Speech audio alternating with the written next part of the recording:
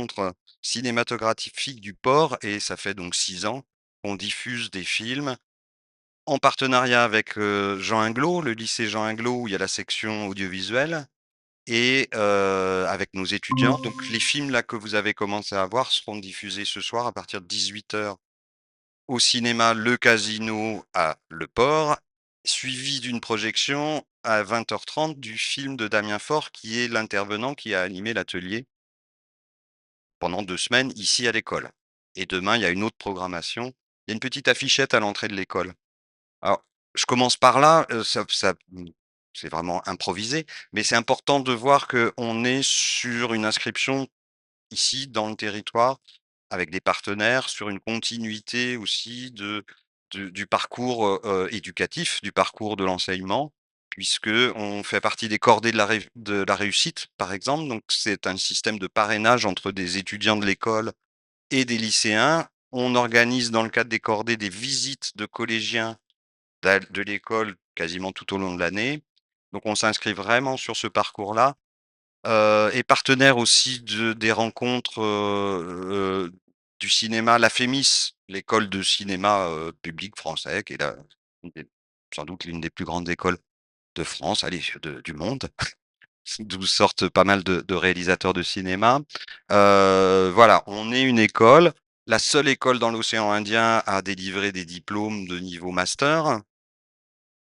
Diplôme d'État, hein, le DNA étant le premier diplôme en bout de 3 ans, donc en niveau licence et puis après, le master qui peut, pour certains qui le souhaiteraient, se prolonger puisqu'on fait partie de l'école doctorale. À l'université, on peut aussi faire une thèse et passer un doctorat en art, à La Réunion, dans ce cursus-là. Donc vous voyez, on est vraiment impliqué du collège jusqu'au doctorat, voilà. Avec un système, d'accompagnement de nos étudiants et de nos étudiants diplômés, puisqu'on a aussi un dispositif qui s'appelle la semeuse, qui nous permet de les suivre, mais de les suivre aussi avec, des moyens financiers pour qu'ils puissent faire, des résidences, qu'ils puissent faire des expositions, voilà. Donc on est vraiment très implanté avec pas mal de partenaires, hein. Je pense, notamment à Movilac. Vous avez peut-être vu des étudiants avec des petits t-shirts Movilac, enfin avec des grands t-shirts Movilac d'ailleurs, ils les aiment bien grands, parce que c'est un partenaire, sous forme de mécénat aussi, hein, la peinture, voilà. On a Fibre qui est aussi partenaire. Donc l'idée, c'est nos écoles d'art, elles sont implantées dans un territoire, elles ont des relations et ça nous permet d'avoir, une lisibilité, mais aussi une lisibilité de nos étudiants. Je dis toujours la réussite de l'école, c'est la réussite des étudiants de l'école. Alors, on est inscrit dans, ce qu'on appelle le LMD, c'est-à-dire, les écoles qui délivrent des diplômes reconnus au niveau européen. Donc des diplômes au même titre qu'une université. Quand on sort avec de première année, de deuxième année, on a acquis des crédits européens qui vont être valables en tout. Ce qui fait que, même si on aime bien garder nos étudiants, il y a des possibilités de passerelle. Possibilités de passerelle entre notre école et les autres écoles, les 45 à peu près, une cinquantaine d'écoles sous tutelle du ministère, de la culture, puisqu'on est école publique sous tutelle pédagogique du ministère de la culture, sous tutelle académique du ministère de l'enseignement supérieur, de la recherche, puisque c'est le seul ministère habilité à donner, l'autorisation à des établissements de délivrer des diplômes d'État. Voilà. C'est un peu notre écosystème, c'est ça, c'est d'être vraiment ancré dans les écoles publiques. Ce qui veut dire aussi que ici, à La Réunion, on a, des frais de scolarité qui sont de 0 € pour les étudiants boursiers, quel que soit le niveau de bourse, et des frais, de 375 € pour les non boursiers. Alors, se rajoute à ça 20 € pour avoir une carte d'étudiant, mais c'est une carte qui permet d'imprimer 20 €. Voilà. Donc on est vraiment dans ce système d'école supérieure, dans l'enseignement supérieur public. On rentre à l'école, mais peut-être que vous avez des questions déjà à ce niveau-là. Je vais le dire, hein, comment on rentre à l'école, mais ça, je pense que vous le savez. On rentre à l'école sur Parcoursup à partir du moment où on est en terminale. il est souhaitable d'avoir son bac, mais ça n'est pas indispensable. C'est important de le savoir, c'est-à-dire que quelqu'un qui va échouer à son bac,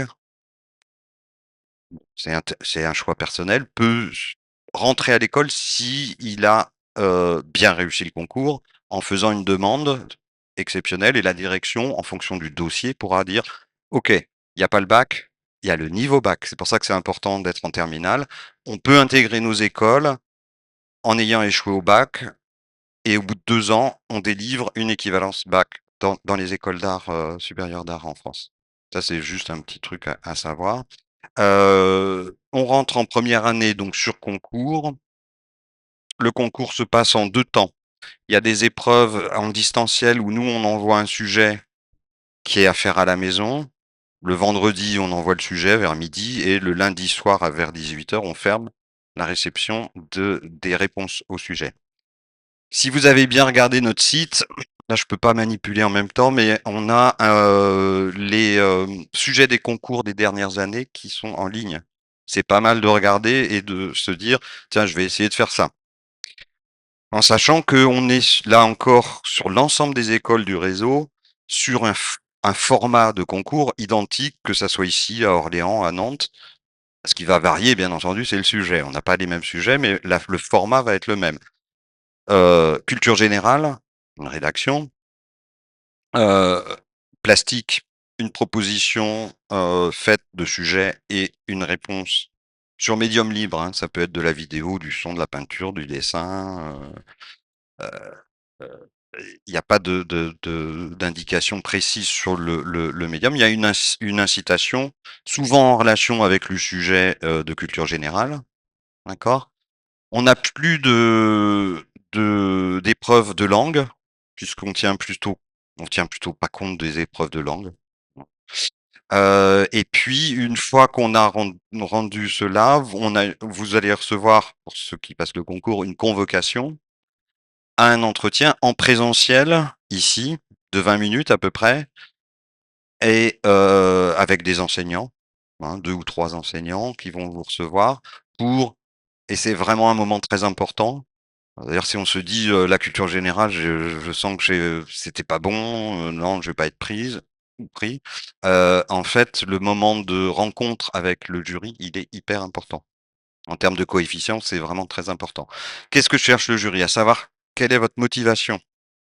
Est-ce que vous êtes prêt ou prête à vous lever le matin et à venir et à bosser? Voilà. Pourquoi? On a à peu près, 160, candidats et on arrive alors il y en a une centaine qui passent vraiment le concours et on arrive à 33 places à la fin.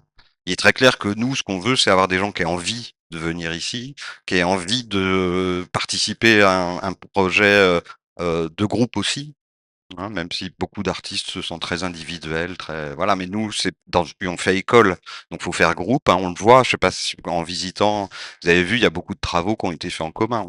On est plus fort à plusieurs. Donc on va essayer enfin, on essaie de déterminer quels sont les étudiants les plus motivés.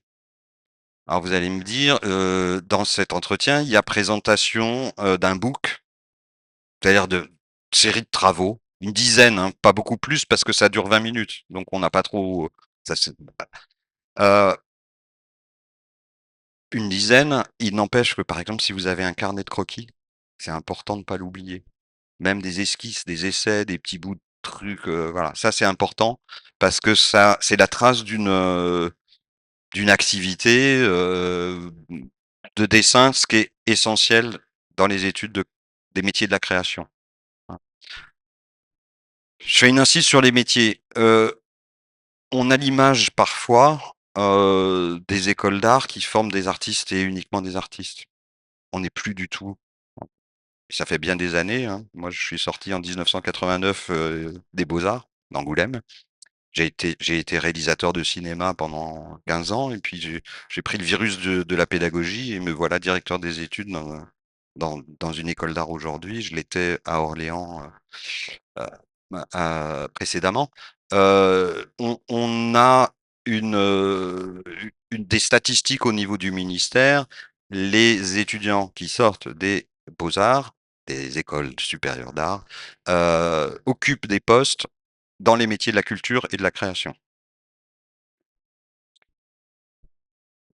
La liste peut être longue. Un service de communication, faire des décors de théâtre, travailler à la médiation, euh, un ensemble de métiers très très larges qui peuvent être assumés par nos anciens étudiants pour la bonne raison que, contrairement à certaines formations qui vont spécialiser, mais vraiment spécialiser, nous, on a plutôt tendance à ouvrir sur l'ensemble des médiums. C'est-à-dire aussi bien apprendre à bonjour, aussi bien apprendre à dessiner, c'est essentiel, que apprendre à connaître l'histoire de l'art, à être conscient de l'art contemporain, de la création, à être conscient des modes du design, du graphisme, du mobilier, enfin, être très ouvert, et du son, de la musique, et prendre en main les outils que sont l'informatique, enfin l'infographie, on va dire, la vidéo, la céramique, la peinture, la photographie, je vais en oublier, hein, mais tous les cours d'initiation en première année, en deuxième année, vont faire en sorte que nos étudiants vont avoir une capacité de convoquer des outils multiples. Vous imaginez bien que quelqu'un qui rentre, on a des exemples hein, d'anciens étudiants au service communication de la ville du Tampon. Je pense à une étudiante. Elle est en capacité de faire un site web, de fournir les vidéos, les photos, le graphisme et de changer de métier dans 3 ans si elle en a marre. Parce qu'elle pourra aller, riche de cette expérience-là, travailler dans un théâtre, faire des affiches. Vous voyez? Et on est sans doute, sur ces métiers-là, sur des métiers, qui sont assez préservés. Alors on parle de l'IA et du fait qu'aujourd'hui on peut faire des images et des vidéos, juste en promptant. Je pense que, il y aura toujours besoin de créateurs parce que l'IA, elle va pas apprendre toute seule à avoir des idées nouvelles. Hein, ça, je pense pas. Bon, peut-être, mais en tout cas, c'est important qu'il y ait des artistes, des créateurs conscients de ce que ça fait comme, forme et comme message, et qui soient formés là, plutôt que de laisser ça, à des ingénieurs ou à des banquiers. Je sais pas qui va manipuler les images de demain, si on le sait un petit peu qui manipule les images d'aujourd'hui même. Mais c'est important qu'il y ait des gens responsables, des artistes qui soient capables de proposer des images, des messages, Heu, de la poésie. Je pense on aura toujours besoin de poésie et d'art, plutôt que juste des messages, d'information abrutissants, voilà. Ah donc on est vraiment sur cette préoccupation dans nos écoles d'art, c'est de former des gens qui ont beaucoup de capacités, de convoquer des outils, mais des gens conscients aussi des messages qu'ils envoient. Ça passe forcément par ce que je disais tout à l'heure, des, matières théoriques. Hein, qu'est-ce que c'est l'esthétique et l'histoire de l'art, et du design? Qu'est-ce que c'est que, la philosophie, la sociologie? On va aborder dans la culture générale, toutes ces thématiques. Les 3 premières années qui mènent au diplôme national d'art, licence. On va avoir une progression, donc enseignement très général et complet, première année, deuxième année, avec un début de travail de la recherche. Alors, qu'est-ce qu'on appelle la recherche? C'est justement l'expérimentation et la singularisation du projet. Quand je dis singularisation, c'est que chacun de nos étudiants, chacune de nos étudiantes a une personnalité, a une énergie propre, a des préoccupations propres, soit des préoccupations, des choses qu'on aime et qui sont moteurs. Hein, il y en a qui vont travailler sur le paysage, d'autres qui vont travailler sur, de la politique, la sociologie et donc ça va générer des formes singulières. On va accompagner les étudiants et les étudiantes pour développer cet aspect singularisation qu'on va appeler la recherche et qui se nourrit de ce qu'ont fait les autres. Toujours on est plus grand sur les épaules des géants. Donc c'est aussi se documenter, voir ce qu'ont proposé les sur une même thématique, des d'autres personnes et faire en sorte que nous, on soit en capacité, enfin vous, les étudiants et étudiantes, de proposer des formes qui soient, riches de toute cette nourriture-là et de toutes ces expérimentations plastiques et théoriques. En troisième année, le deuxième semestre, donc là, le semestre qu'on va attaquer avec les troisième années mène à ce diplôme où il y a justement la présentation du parcours des 3 années, mais d'un projet principal qui est porté par l'étudiant ou l'étudiante. À l'issue de ce diplôme, on peut passer en deuxième cycle. Alors on peut, et ça arrive, partir parce qu'on a envie de travailler, envie ou nécessité de travailler, ça arrive, tout peut arriver. Mais c'est vrai que nous, on souhaite plutôt que les étudiants puissent aller jusqu'au master. On est quand même mieux armés, dans la vie si on va jusqu'au au niveau master. Donc là, ça se passe en 2 ans. La quatrième année, on incite, on met nos étudiants dehors, on les incite à profiter d'Erasmus et des fonds européens qui leur permettent d'aller, oui, d'aller, dans chez nos partenaires en Europe, c'est-à-dire, en Italie, en Espagne, en Belgique, dans des établissements d'enseignement où ils vont passer un semestre ou 2 semestres. Quand ils reviennent, il va falloir passer le DENSEP, qui est le diplôme de master, et là, il y a un travail de rédaction de mémoire, et là, on est exclusivement sur le projet de l'étudiant.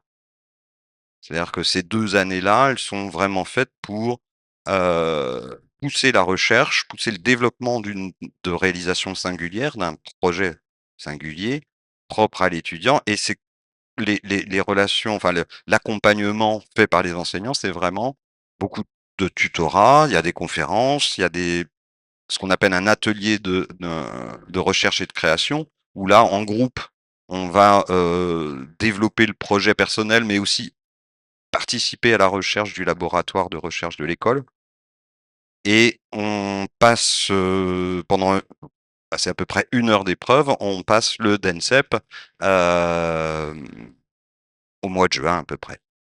Voilà pour, voilà, et derrière on est suivi, je vous le disais en début, par la semeuse qui va accompagner les étudiants pour ne serait-ce qu'en termes de professionnalisation. Alors ça, on l'a aussi pendant de la troisième à la cinquième année, on a des ateliers où on va apprendre ce que c'est que l'URSSAF, faire une déclaration, monter une entreprise, ce qui fait partie des métiers de l'artiste.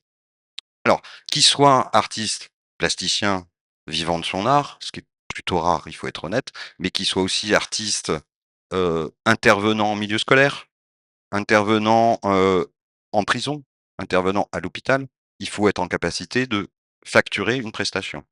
Donc c'est pas, ça s'apprend, enfin il faut l'enseigner. Donc c'est pour ça qu'on a des ateliers de professionnalisation et qu'à l'issue du diplôme, on a par exemple une avocate qu'on paye pour pouvoir accompagner les anciens étudiants dans leur déclaration d'impôts, dans des choses comme ça, jusqu'à ce qu'ils soient complètement autonomes. Voilà un petit peu le parcours de l'étudiant. J'oublie plein de choses, mais je suis prêt à répondre à vos questions. Hem, on fait ça dans une école, qui avec 110-120 étudiants. On accueille des étudiants aussi en mobilité qui viennent ici. On est une équipe, donc vous voyez que c'est pas l'université. Je veux dire, on connaît nos étudiants et nos étudiantes. On est exigeant avec eux parce que la seule forme de bienveillance, c'est l'exigence. C'est de pas laisser les étudiants, divaguer ou perdre pied. Donc ça veut dire beaucoup d'attention, beaucoup de temps passé à les mener un peu plus loin, sans dépasser les bornes. Il faut faire attention, des fois on demande plus que ce qui est, mais bon, on est en veille là-dessus, toute l'équipe, et puis, voilà, on est sur cette idée de faire groupe, de faire école. J'ai sûrement pas tout dit. Il y a peut-être des questions très pointues sur la date du concours, alors j'ai mon anti-sèche. Normalement, vous devez avoir tout dans la petite plaquette, mais s'il y a des questions, Parcoursup, donc les dates, elles sont sur, hein, vous l'avez sur la plaquette. Ne pas rater, le 12 mars, que les choix soient posés, en tout cas, si c'est pour venir à l'école, que ça soit bien indiqué comme un vœu et puis le 1er avril, on ferme. Voilà. Mais déjà le 12 mars, c'est une date importante parce que, si vous avez pas le 12 mars posé votre vœu pour l'école, après je crois que c'est plus possible. Oui?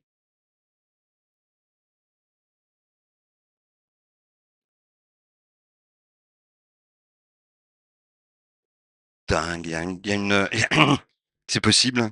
Moi j'ai Parcoursup, oui. Bah, j'ai envie de vous dire, qui peut le plus, peut le moins, le 12 mars, c'est pas mal, hein. Parce que si après on vous dit: «Bah non, c'était une erreur, du lycée, ils ont pensé que c'était le 19», c'est possible, hein, mais je vois pas pourquoi on aurait plus de temps. Ah, c'est peut-être pour ça. Oui. Bah, écoutez, profitez des vacances pour bien remplir le moi, par prudence, je le ferai le 12, hein. Mais je vais me renseigner effectivement. Je vois pas, enfin, moi, j'ai pas eu de message de Parcoursup parce que j'ai des contacts bien sûr avec, des personnes ici à La Réunion de Parcoursup. Je me souviens pas d'avoir eu un message en disant: «Il y a un délai supplémentaire à cause des vacances». Bon, et vous l'avez eu de la part de madame Burger? Eh ben, alors on confirme. Mais bon, si vous l'avez fait le 12, c'est fait, puis voilà, hein. Mais oui, bon, j'ai pas eu l'info en direct, ou alors, j'en ai eu trop. Heu, une fois que vous êtes inscrit, alors l'inscription au concours, elle se passe, sur Parcoursup, mais on attend, il y a des frais d'inscription de 25 €. Donc, pour pouvoir recevoir le sujet par mail et pouvoir concourir, il faut que les 25 € soient versés, soit par virement sur le compte de l'école, tout est indiqué, hein, sur Parcoursup, soit vous venez déposer un chèque ici. On prend plus d'espèces, on n'a plus le droit. Oui, la date de concours, elle est fixée, hein. Oui, oui, la date du concours, elle est fixée, heu, chaque fois je regarde parce que j'en j'envoie les sujets le 17 avril à 12 heures à peu près et je récolte jusqu'au lundi 20 avril à 18 heures les copies. Par au moyen d'un formulaire dans lequel on dépose, on copie, on colle, son texte de culture générale, bah, ses textes, je crois qu'il y en aura 2, et puis on peut déposer des PDF avec les quelques images qu'on va demander. D'accord? Donc ça se passe sur un formulaire, avant, alors c'est horodaté, là encore. Le lundi 20 avril à 18 heures, je vous déconseille d'attendre la dernière minute et tout le monde va essayer de déposer et c'est pas, voilà. Dites-vous plutôt, le lundi 20 avril à 12 heures. Oui. Alors les résultats, c'est Parcoursup qui les donne. Donc je reprends l'autre feuille qui est les résultats de Parcoursup. Heu, je sais plus quand est-ce qu'ils vont, alors 1er avril, 2 juin, je reçois les réponses à la formation à partir du 2 juin. 2 juin, vous allez avoir le classement. Les 33 premiers sont appelés tout de suite. Donc là, il faut être assez réactif et dire: «OK, je confirme et j'abandonne mes autres vœux» ou «Je confirme ailleurs et j'abandonne mes autres vœux». Et puis, bah, si ou s'il y a pas eu confirmation ou s'il y a eu, confirmation comme quoi vous abandonniez notre école, ça va ouvrir les places. Donc c'est pour ça qu'il y a une liste d'attente. Et on est appelé, voilà, c'est l'algorithme fait, automatiquement, ça. Voilà, Vali. Oui, j'espère, j'espère. On est assez, il y a un des hauts responsables du ministère de la culture que la première fois que je l'ai vu il y a au moins 10 ans, il arrive, il prenait son poste et il dit: «Bon, Vous savez, on est très sous-staffé, au ministère. Ça avait bien fait rire tout le monde parce qu'on est tous sous-staffés. C'est-à-dire qu'on manque sérieusement de personnel.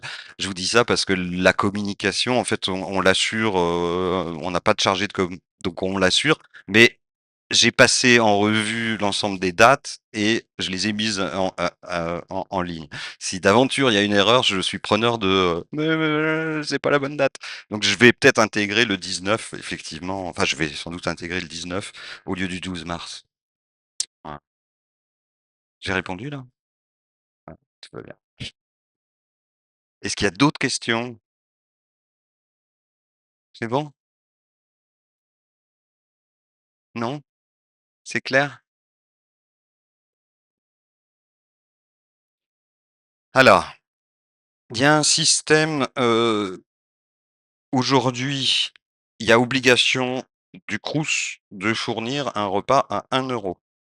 Étant donné qu'on n'a pas de cantine, étant donné qu'on n'a pas de, restaurant universitaire à proximité, il y a une carte qu'on appelle CARE, qui est une carte qui permet de créditer, enfin il y a ou soit un téléphone, hein, une application. Le Crous verse une somme qui permet de compenser l'absence de restaurants universitaires, dans le secteur. On avance sur ça. Il y a pas de logement. Il y a pas de logement. Il y a pas voilà, c'est une catastrophe. On avance, ça va se faire petit à petit. Il y a des logements qui se construisent là, à côté, voilà. Mais c'est pas pour demain. Mais l'idée, c'est effectivement de faire un campus ici. Vous savez qu'il y a Lillois, l'école d'archi, nous, ça commence à faire du monde et le Crous commence vraiment à réfléchir effectivement au fait que, bah, à partir du moment où il y a 300-400 étudiants dans le secteur, bah, ça serait bien de monter une résidence et un restaurant. Pour l'instant, on est sur cette carte pour les repas. L'idée, c'est d'avoir un prestataire dans là, pas trop loin, qui puisse lui recevoir l'argent du Crous et que ça coûte 1 € à nos étudiants. C'est long à mettre en place. Ça fait 3 ans qu'on bosse dessus avec la direction du Crous, à Saint-Denis, mais bref. Mais oui, malheureusement, les logements étant chers en plus à La Réunion, il faut intégrer cette donnée. Alors il y a beaucoup de comment, colocations qui se mettent en place? Je dis pas de bêtises, hein? Toi, tu peux en témoigner. Heu, voilà. Tu veux vas-y, ouais.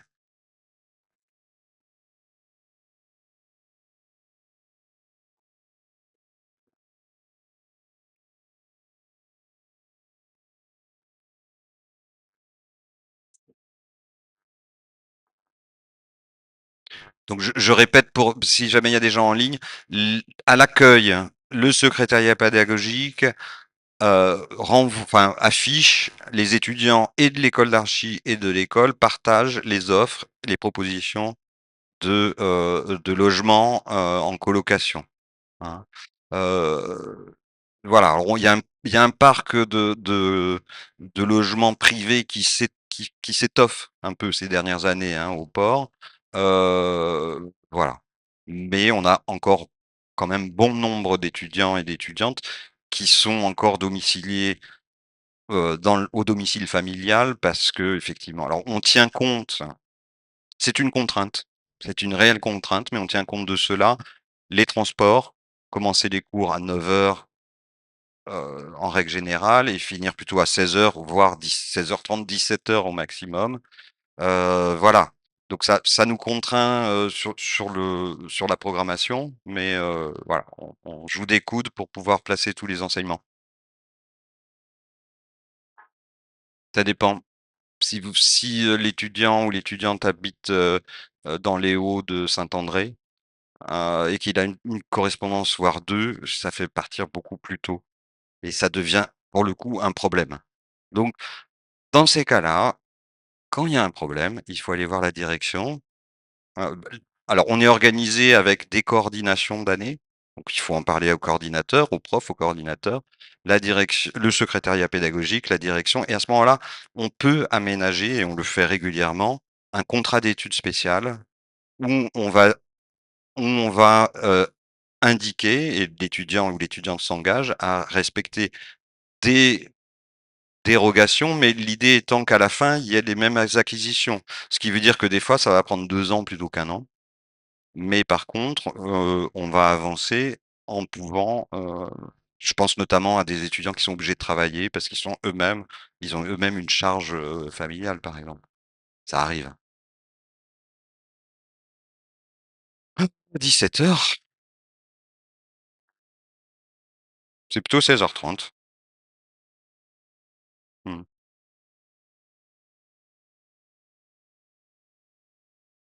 Non, pas tous les mercredis. Ouais, alors oui, tu as raison, il faut dire tous les mercredis, conférence.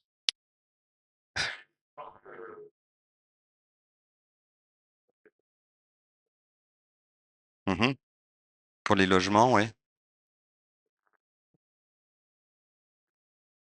C'est ce que je disais, il y a des logements qui sont en construction ou sont en voie de construction juste à côté. On est en pourparlers et ça va se faire pour réserver des places. Alors on n'aura pas, 100 places, mais on aura des places réservées justement, ouais.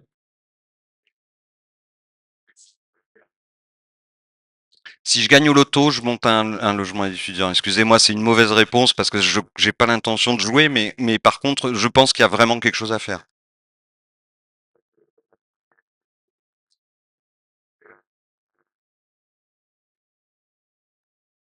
Bien sûr, oui.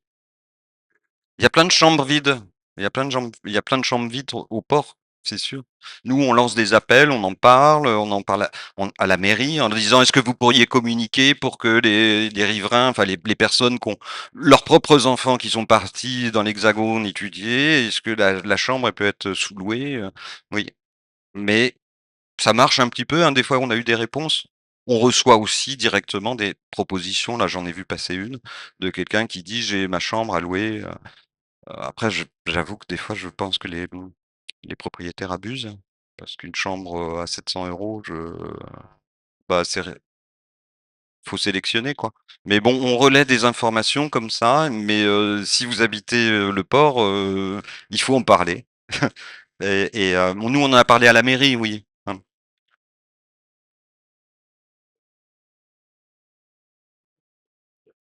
Ah beh, c'est là où le secrétariat pédagogique reçoit les annonces en disant: «Moi, je quitte mon logement» ou «Je pars en mobilité pendant 1 an, est-ce que quelqu'un veut prendre mon logement?» Heureusement que ça fonctionne comme ça. Heureusement que ça fonctionne comme ça, oui. Voilà. C'est l'état d'esprit aussi, c'est de dire: «Bah, on va partager ça parce que, c'est dans l'intérêt de tout le monde». Mmh. Bien. De toute façon, s'il y a d'autres questions, le mail contact@esa.re, il fonctionne. Hein. Alors des fois on reçoit beaucoup de mails par jour, des fois on va mettre 2 3 jours à répondre, mais on répond, hein. Voilà. Beh, merci de votre visite et bon concours pour celles et ceux qui vont le passer. Ouais, c'est une confirmation. Ça a eu le temps de travailler un peu dans non? Et donc le conseil de dessiner sur un carnet de croquis, ça a été suivi? Ouais, voilà, parfait, parfait. Donc la consigne, c'est de pas les oublier pour que le jury, à un moment donné, il se dise: «Mais c'est quoi ça?» Puis le jury va regarder.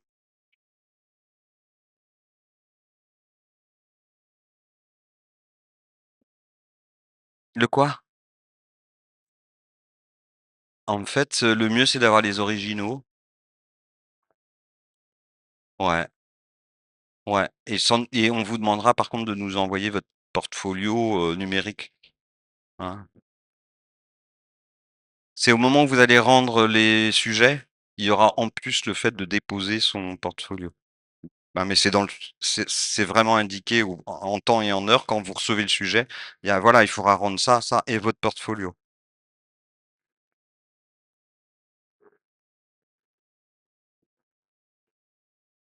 Donc nous on l'aura en PDF.